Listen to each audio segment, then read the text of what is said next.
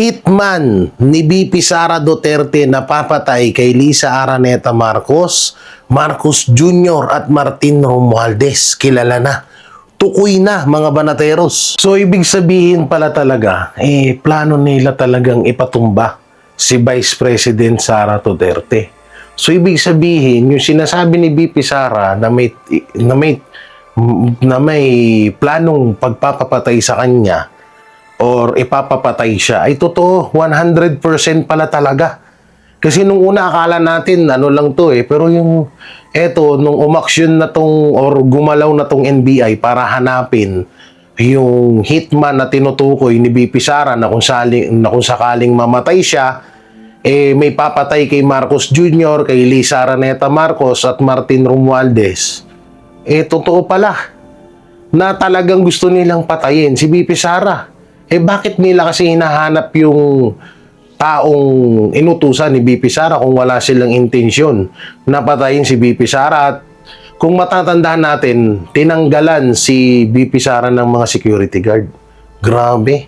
Ito na talaga siguro yung sinasabi nila na pinakahuling alas nila para kay VP Sara, para hindi lang talaga maging presidente si VP Sara. Yung patayin siya kung sakaling maudlot itong impeachment at matuloy ang 2028, pagpatay na lang talaga ang makakadlang sa pagiging presidente ni Vice President Sara Duterte. Grabe, ang tindi nun. So yun po mga banateros, mga biyaya, pag-usapan po natin itong matinding kaganapan dito sa planong pagpapapatay kay Vice President Sara Duterte na pilit nga pong iniiwas ngayon. Pilit na idinadivert, pilit na binabaliko, no? Na dapat ay mag-focus ang PNP din sa security, sa kaligtasan ng pangalawang pangulo, pero inililihis nila at pinapalabas nila sa taong bayan na ito pang si VP Sara ang may tangkang pagpatay kay President Bongbong Marcos. So, grabe, no? Talagang may pati yung kaisipan ho natin minamanipula nitong mga aso or yung mga garapata ng Administrasyong Marcos para sirain or siraan itong si Vice President Sara Duterte.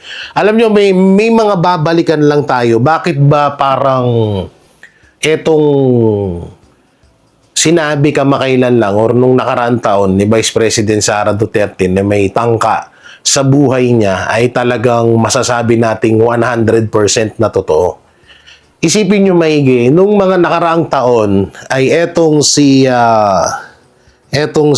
Marbil ay gumawa ng hakbang, no? Gumawa ng hakbang or inutos sa kanya na tanggalan si Vice President or bawasan si Vice President Sara Duterte ng mga securities. So, natatandaan niyo yan na sa totoo lang, eto, may babasahin tayo. August 5 po ito August 5, 2024, PNP Chief Marbil ipinaliwanag sa Senado na walang political pressure sa pagbabawas sa security detail ni Vice President Sara Duterte.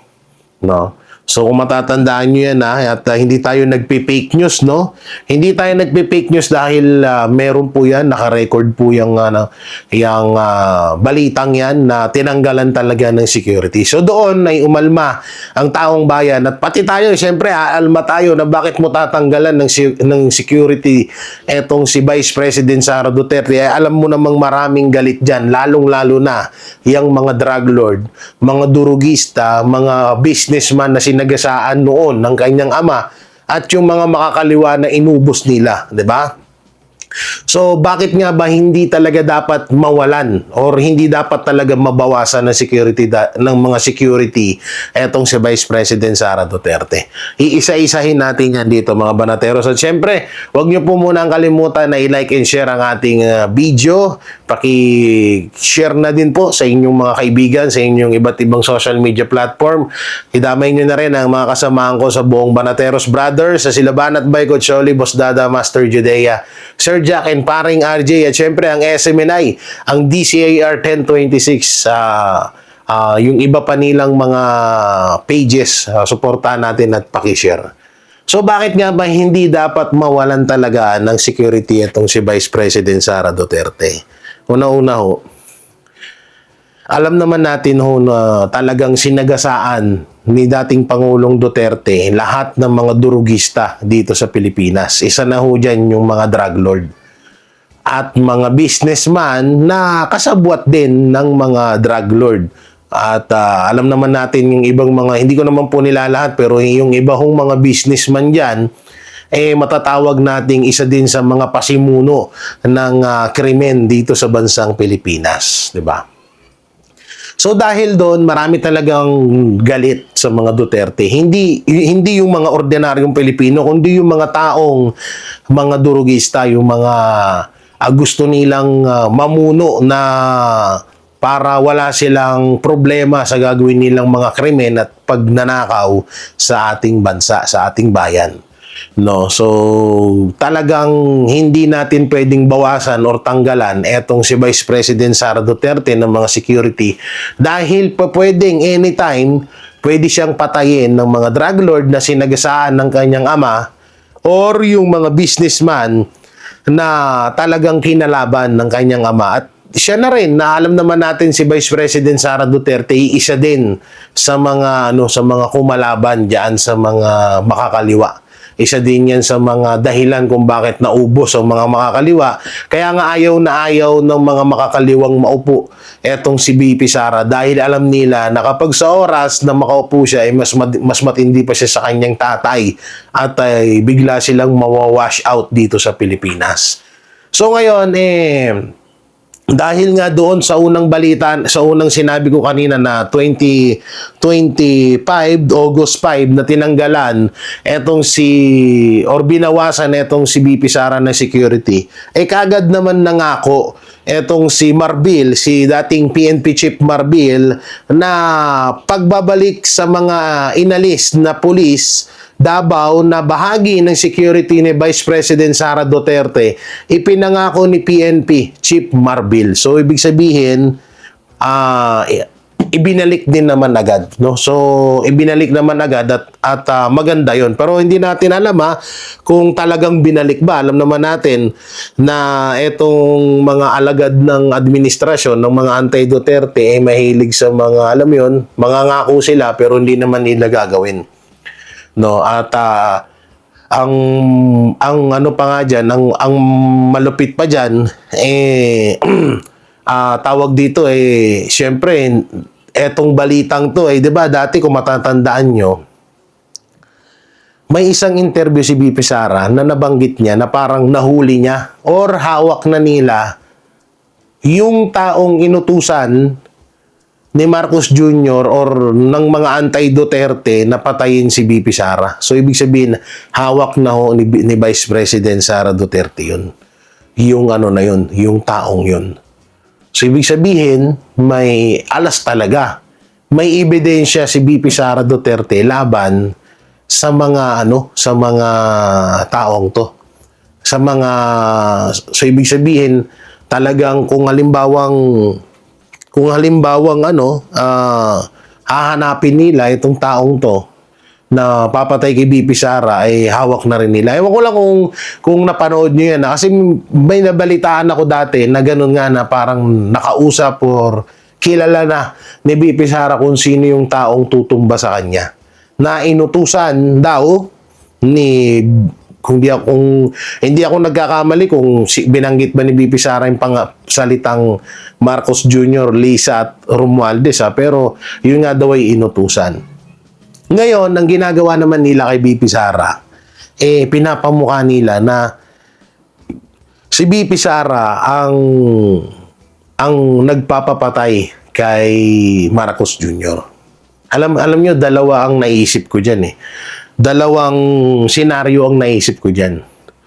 Pwedeng yung mga dilawan kumilos at ipapatay si Marcos Jr.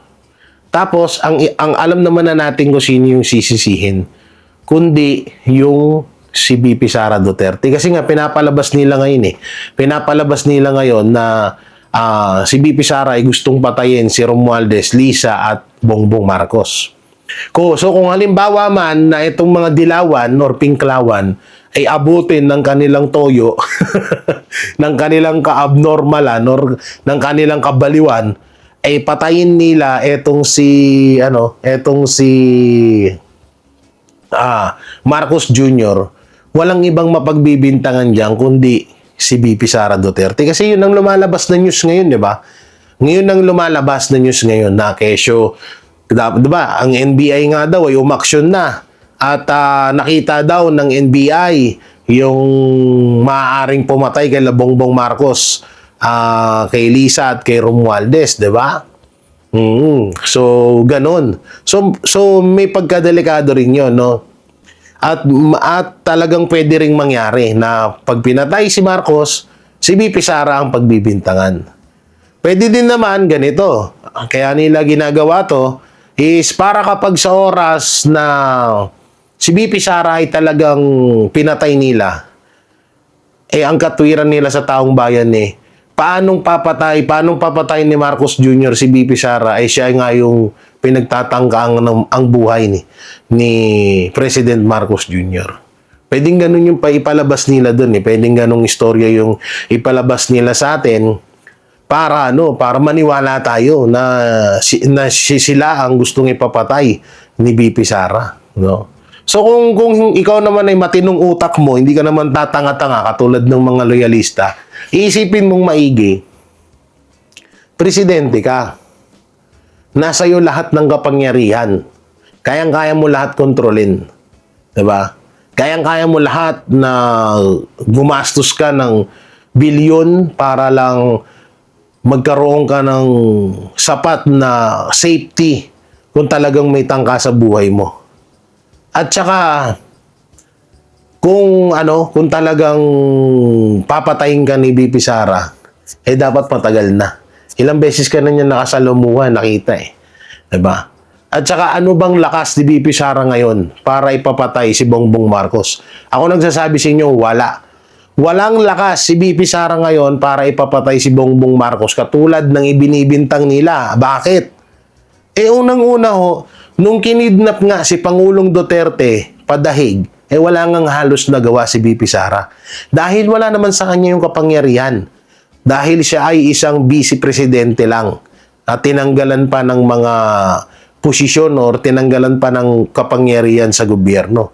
Ang talagang makapangyarihan ngayon ay si Marcos Jr. Kaya nga mas dehamak na delikado si BP Sara Duterte kaysa kay Marcos Jr. Si Marcos Jr. hawak niya ang PNP, ang AFP. 'Di ba? So lahat hawak niya 'yan. 'Di ba? Kung makikita nyo, may nagrarally, 'di ba?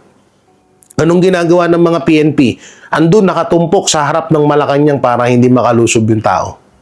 Tignan niyo lang 'yon. Kung gaano kalakas na security ang taglay ni Marcos Jr. So paano siya papatayin? Paano siya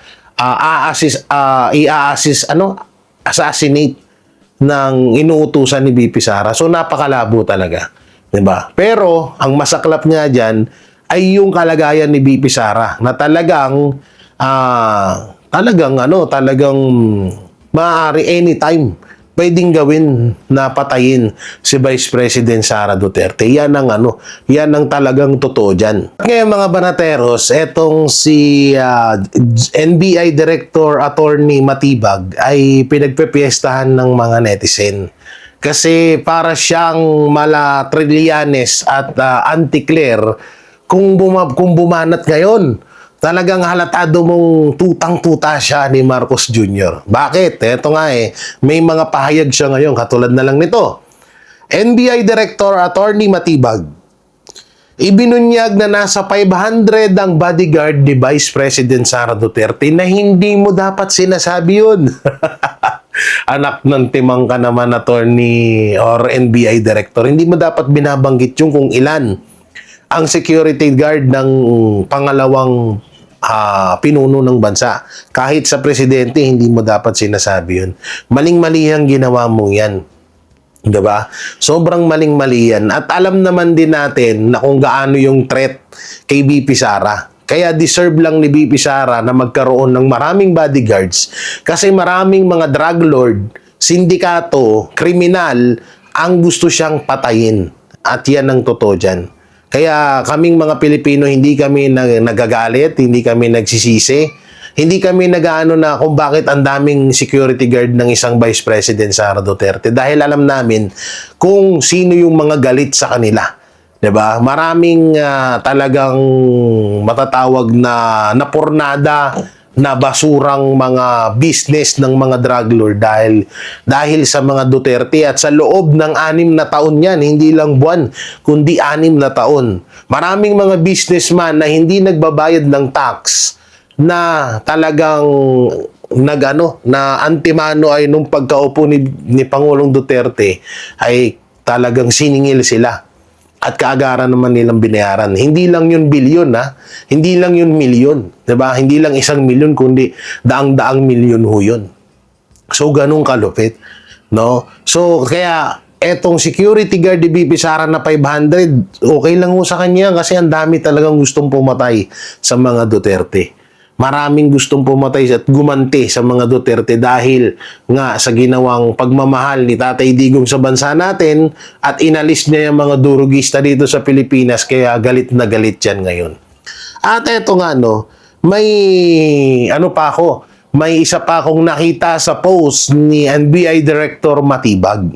Hindi ko lang talaga bakit ngayon napagtatanto na natin na bakit nawala si Santiago. Bakit umalis si former NBI Director Santiago? Siguro dahil sa ganitong gawain or ipapagawa na hindi niya kayang lunukin. Tignan nyo to Tignan nyo to. Ito yung sabi ng NBI Director.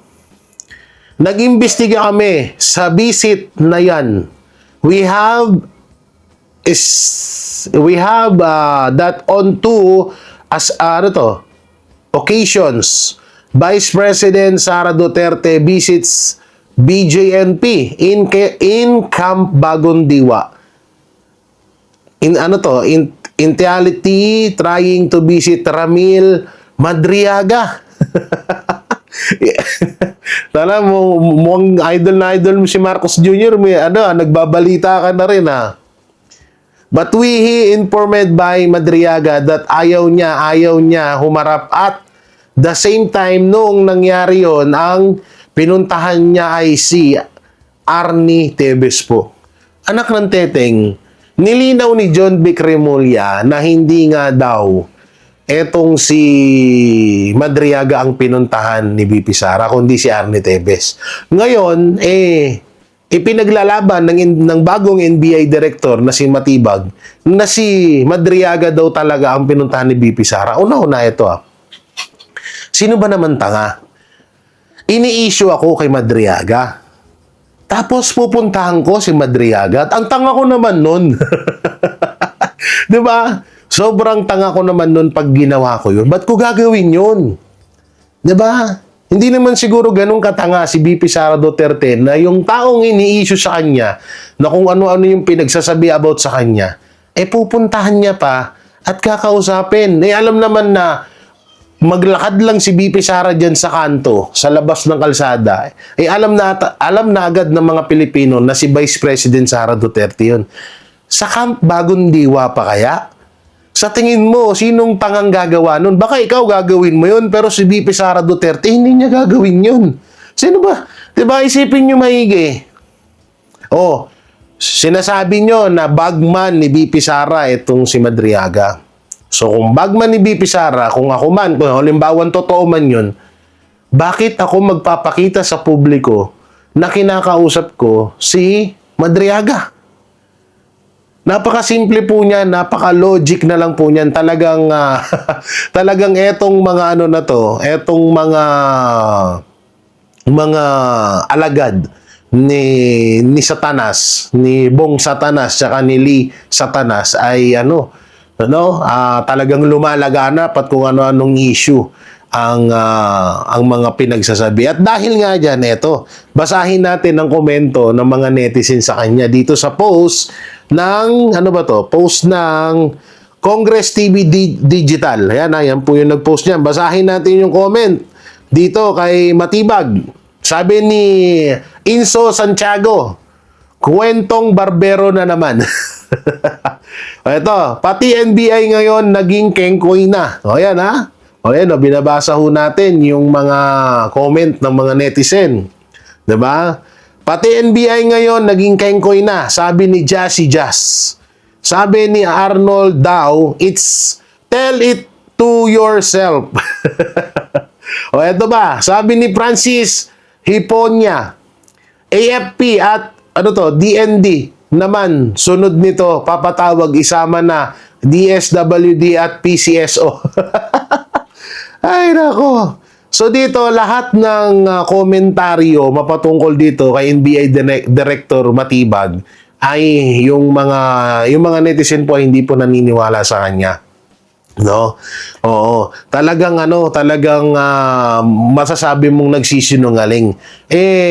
NBI Director Matibag, sa susunod, mag-isip-isip ka kasi biruin mo, huwag mong sabihin sa amin na kinakalaban mo na si John Vic Remulla porket NBA Director ka. Hindi ba ganon? Kasi sinabi yan ni John Vic Remulla na hindi nagpunta si BP Sara or hindi nagpakita or hindi nakikipagkita si BP Sara Duterte kay Madriaga. At si Tebes, si Arnie Tebes ang kanyang binisita at hindi si Madriaga. Uulitin ko, sino ba namang tanga ang gagawa nun? Ini-issue ka na sa akin, pupuntahan pa kita. Gago ba ako? Tarantado kayo, hayop na minuto tong mga to. Ginagawa niyo naman kaming sobrang tanga. NBI Director Matibag, hindi po kami sobrang tanga naman. Ang babaw naman ata ng tingin nyo sa amin na hindi namin maiisip. Akala nyo maniniwala agad kami sa ganyan.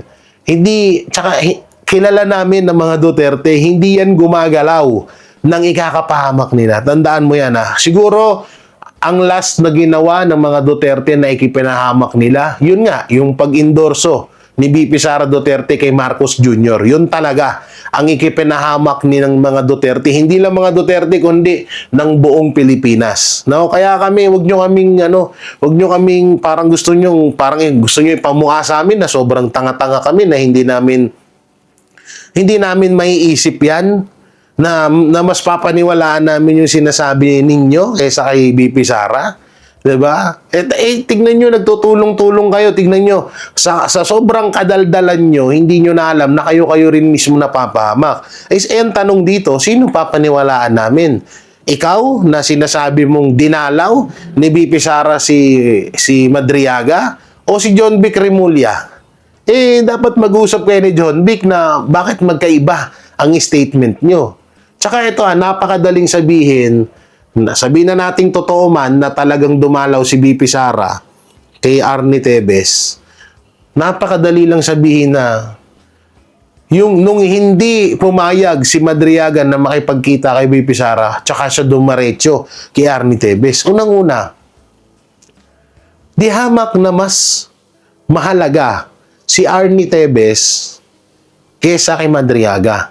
Di hamak na mas kilala ni BP Sara si Arnie Tebes kesa kay Madriaga. Mamaya, pag-usapan din ho natin yung about sa issue kay Arnie Tebes, kay Dagamo. Oo, Dagamo ba yun? Yung pinagbibintangan na pinatay ni Arnie Tebes. Mamaya, pag-usapan din natin yan, ha? Pero unahin muna natin ito kay NBI Director. Madali pong gawin yun na kwento. Ang tanong, asan po yung ebidensya nyo? Naturingan po na NBI Director po kayo, bakit ayaw nyo ilabas ang Ilabas nyo po kung halimbawa, CCTV video na gusto talagang makipagkita ni BP Sara Duterte kay Madriaga. Di ba may CCTV video sa BGMP? Sa Camp Bagong Diwa? Imbis na magsalita, sana kayo ng ganyan, di sana ilabas nyo yung CCTV. Kung talagang pinuntahan ni BP Sara Duterte sa selda niya, etong si Madriaga. Para tapos na tong para naman mapaniwala niyo kami. Dapat ganun, NBI Director, hanggat wala ka pong pinapakita sa amin na tawag dito na na CCTV video or katibayan na nakipagkita si VP Sara Duterte kay Madriaga, ay hindi mo kami mapapaniwala sa mga ganyan mo, ha? So eto, pag-usapan na natin tong about kay Arnie Tevez, Vice President Sara Duterte, at dito sa namatay or sa asawa ng namatay na dating congressman na si Digamo. Eto ngang si Janice Digamo. So dito nga may pinapalabas na naman silang issue. Ano na naman ba naman to? May panibagong issue na naman kayo. Ha? Kay BP Sara na naman isisisi na to. Halos lahat na lang hata ng krimen na nangyayari sa Pilipinas, kay BP Sara nyo ibinibintang. Ang galing nyo rin no? O eto, basahin natin.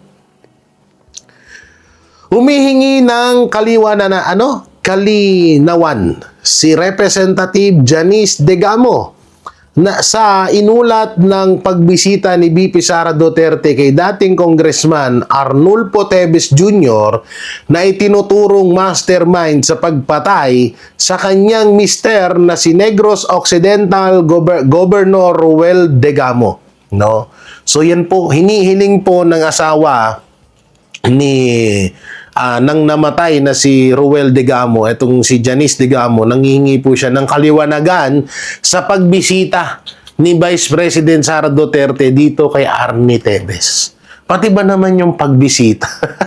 ang hirap namang kumilos ngayon, puta, nabibisita ka lang doon sa di umanong una-una. Si Arnie Tevez hindi pa naman nahahatulan ng guilty. Or hindi pa siya nasasabihan na siya talaga. Or wala pang ebidensyang may papakita na siya talagang nagpapatay kay Ruel Digamo. Wala pang ganun Tapos, may dumalaw lang. No? May dumalaw lang, at eto nga si Vice President Sara Duterte, dinalaw lang etong si Arnie Tevez. Putang pinagpapaliwanag ngayon na bakit ka dumalaw? At may hinala pa itong asawa ni Digamo na si Janice Digamo, na ang mastermind daw sa pagpatay sa kanyang asawa ay si Vice President Sara Duterte. Putang inang yan. Shoutout sa tattoo ko na mga namamalat na. Ay, grabe. Siguro pati pagkamatay ni Magellan kay BP Sara ay di isisisi. Siguro pati yung pagkamatay ni Ninoy Aquino kay BP Sara ay sisisi.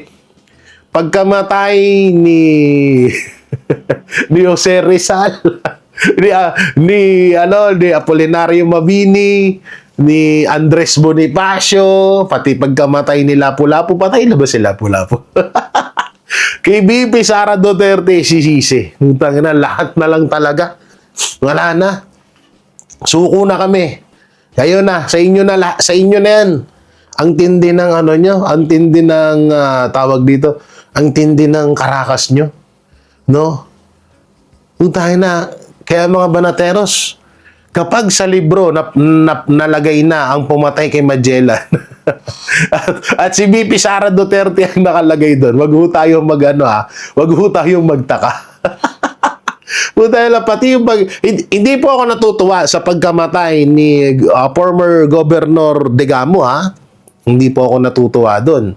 Pero ang nakakatawa kasi dito, etong asawa niya na nagiging halos tuta na rin ng administrasyon, nakikisawsaw at kung ano-ano naman yung pumapasok sa utak. Alam naman namin na naghahanap kayo ng hustisya. Alam naman namin na naghahanap kayo ng hustisya sa pagkamatay ni Ruel Digamo. Pero yung sa sobrang paghahanap niyo ng hustisya, mali na Dumalaw lang yung tao doon, tapos siya na agad ang mastermind sa pagpatay sa asawa mo. Uulitin ko kagaya ng sinabi ng NBI Director na si Matibag. Kung alam ko na mapaghihinalaan or kung ako man ng mastermind sa krimen na ginawa na yun, bakit ako makikipagkita doon sa inutusan ko? Isipin nyo nga yun. Huwag nga kayong tanga ka. Utangin ang tanga-tanga nyo. O halimbawa, inutusan ako ni Banat Bay na boxingin or suntukin. So, inutusan ako ni Banat Bay na magnakaw ng mali-malitang pera sa gobyerno. Sa tingin nyo makikipagkita sa akin si Banat Bay kung sakaling nahuli ako. Halimbawa, nahuli ako. Si J. Guevara nahuli. Yan ang nagnakaw sa mali-malitang pera. Sa tingin nyo, dadalawin ako ni Banat Bay sa kulungan? Di ba, hindi kasi siyempre mapagbibintangan siya. kung totoong may sabuatan si BP Sara Duterte at Arnie Tevez. O kaya pumunta lang ho doon si BP Sara, alam ko, na kaibigan niya or kakilala niya si Arnie Tevez. Kung totoo man na si Arnie Tevez talaga yung dinalaw ni BP Sara. Pero, di ba, sobrang katangahan Inutusan ko si Arnie Tevez na patayin si Digamo, tapos makikipagkita ako sa kanya, pupuntahan ko siya kung saan siya nakakulong. Di halatado na agad. Di ba? Ang bobo ko naman nun. Tayo na sobrang kabubuhan po yung issue na nangyayari ngayon na ganyan. Na eto nga yung etong asawa ni Digamo ay pinagbibintangan si BP Sara Duterte. At dahil dyan, basahin natin yung mga komento ng mga netizen. Sabi nga dito ni Baro Hoding, tanan na lang, imbestigahan. Huwag nyo sabihin pati pagpunta sa banyo, iimbestigahan nyo. Puro imbestiga, wala naman nakukulong. Sabi ni Baro Ding. Ito pa isa. Kasama ba siya sa maleta ayuda? Baka hindi kaya nagpaparamdam? ATT Sandro Marcos, mabigat yung sinabi mo na yun. Agosto Campos, na kasama itong si Janice Digamo sa mga nabiyayaan ng mali-malitang pera ni Sandro Marcos. Naku po. Oo. Ito naman, sabi ni Papi Alvarado Zamora. Sabi niya, it's your term, madam. Kasi di uubra lahat ng tanong may maniniwala ba? Ay, nako. Ito pa. Ano ba ito? Pati ba naman si Digamo gusto rin isama sa usapan si BP Sara sa pagbisita kay Tevez? Bakit ba? Bawal ba bumisita? Kaloka talaga. Sabi ni Chinese character yung pangalan. Ito pa, sabi ng isang netizen, bawal pala magbisita, lalagyan agad ng issue. Baka sa susunod, ipapatawag sa hearing si Tevez, tapos paiyak-iyak din doon. Ito pa, baka siya takot si madam baka maungkat ang tunay na salarin sa pagpatay ng kanyang asawa. Sabi ni Joseph Umboy Hernandez. Sa totoosin lang, may mga napanaginipan nga ako about dyan sa Digamo na yan. Na parang ang nangyari, ang mismong asawa daw ang nagpapatay kay Ruel Digamo. Kasi itong panaginip lang naman to, wala itong katotohanan Kasi itong asawa daw ay may kabit. Ganun yung ganun. Grabe yung panaginip ko. Masyadong parang pang chismax No? Yung asawa daw ay may kabit na lalaki at bata pa. Ngayon, parang ayaw daw pumayag nitong ni Digamo na mabahagian ng yaman nitong babae. Kaya ang ginawa ay parang ipinapatay ng asawa itong si Digamo para maging malaya sila nung lalaki. At ito pa isa, mayroon pang malupit. At dahil nga doon, parang ito pa daw yung isa pang matagal ng tinanim na pwede nilang anihin ngayon para ipanglaban nila kay Vice President Sara Duterte na ipapapatay si Digamo at ibibintang kay Tevez at ibibintang naman kay Vice President Sara Duterte. Ayon yan sa panaginip ko. At medyo nagkakatotoo na nga ngayon. Yun nga lang, nakakatawa dito, imbis na mapaniwala ang mga netizen, mas ano po, mas tawag dito, mas pinagtatawanan lang po ng mga netizen itong mga ganyang balita. No? So, hindi na rin naman din bago yan. Lahat naman na talaga sa panahon natin ngayon ay ibinibintang na ho sa mga Duterte. No? Wala nang wala nang tawag dito, wala nang dahil wala na silang maibato sa mga Duterte ay tawag dito ay kung ano-ano na lang yung ibinibintang nila. At dahil nga dyan, mabalik na rin tayo sa mundo ng dito kay Marcos Jr., no, dito sa pag-assassin. Alam nyo, ako, kilala ko na kung sino yung assassin na papatay kay Marcos Jr. at kay Martin Romualdez, pati kay Lisa, na binabanggit ni Vice President Sara Duterte. Kapag ito talagang taong to ang kumilos, talagang kayang-kaya kang ligpitin kahit ang dami mong security guard. Kahit sobrang dami mong security sa Malacanang, talagang makakapasok at maaaring mapatay niya talaga si Lisa Araneta Marcos, Martin Romualdez at Marcos Jr. Sino ba siya? Ito po, i-reveal po natin ang kanyang picture. No? Ito po, hindi ko alam kung baka makasuhan ako dito sa pag-reveal ko na to, pero ito po talaga, ultimong si Atty. Rowena Guanzon po ay kilala ang assassin na inutusan ni Vice President Sara Duterte na itumba si Marcos Jr. at si Martin Romualdez, pati si Lisa. Ito po siya. Yung katabi ni BP Sara. Yan Sino po yung katabi ni BP Sara sa picture? Walang iba po kundi si John Wick. Ang matinding assassin.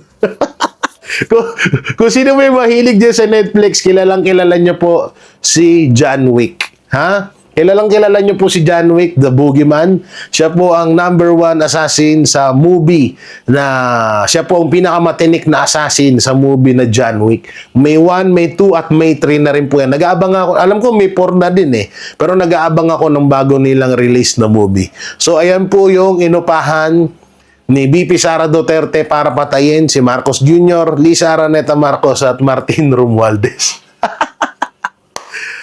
Ay, nako, mga banateros, kailangan natin minsan magpatawa dahil pag masyado natin sineryoso ang pagbablog mapatungkol sa politics ay talagang mukhang nakakabuang din at sobrang nakaka-stress. Alam ko marami nang stress dyan, lalo na sa bilihin sa bansa natin, sa taas ng kuryente, taas ng bill ng tubig, taas ng bilihin, taas ng gas, lahat mataas na ngayon, no?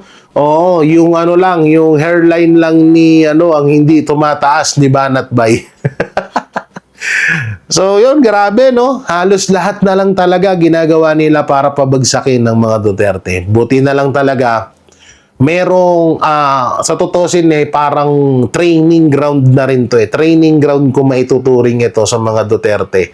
Dahil dito sa mga pinagdadaanan nila. Pinagdadaanan ni BP Sara. So, isa rin to sa mga nakikita ko na mas magpapatibay pa kay Vice President Sara Duterte para mamuno sa bansa natin. Isa tong training, matinding training. Biruin mo ang dami nila. NBI, DOJ, Ombudsman, Kamara, Senado, halos lahat. 'Di ba? Gumagawa ng paraan para lang mapatumba ang isang Vice President Sara Duterte or ang mga Duterte. Pero hindi nila matibag-tibag. Doon sila galit na galit No, natulong-tulong na sila pero hindi nila matibag-tibag etong mga Duterte. Kita mo, may bagong issue na naman sila. Kesyo si BP Sara daw nagpapatay kay Degamo. Susunod yan, pati kay Magellan tsaka kay Ninoy Aquino, baka si BP Sara na rin ang nagpapatay sa kanila, ha? Oo, abangan natin yan sa investigasyon diyan sa Tolonges. Diyan sa Tolonges, grabe, no? Alam nyo, mapatungkol ho dun sa NBI, nasisira po ang credibility, ang tingin ng taong bayan sa NBI. Kasi nung dinapuan ni Torre, ni Marbil, ni Pajardo, ang PNP, nawalan ng gana ang taong bayan sa PNP.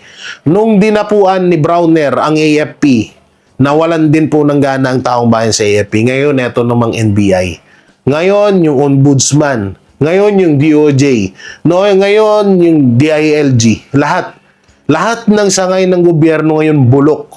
Dahil lahat ng mga tao dyan ay puro garapata. Ni Lisa Araneta Marcos, Marcos Jr. at ni Martin Romualdez. Grabe, no? Tindi nila, no? So, kaya bukas sa makalawa kung may panibagong issue na naman para kay BP Sara, hindi na ho tayo magtataka dun. So, yun, mga banateros, mga kabiyaya, ano pong may kukomento nyo ho dito sa mga napag-usapan natin at magsama-sama din po tayo na ipagdasal ang kaligtasan ni Vice President Sara Duterte dahil anytime ay pwede po siyang ipapatay, pwede po siyang patayin ng mga anti-Duterte. So, dasal lang tayo at sana rin makauwi na rin si Pangulong Duterte dito sa Pilipinas at mamatay na ang mga demonyo sa gobyerno. So yun, syempre wag nyo na rin kalimutan na i-like and share and subscribe ang ating YouTube channel. Pipindot na lang niyo po yung bell button para lagi kayong updated sa ating mga video araw-araw. So maraming salamat. Ingat po kayo palagi. God bless and peace and bye-bye.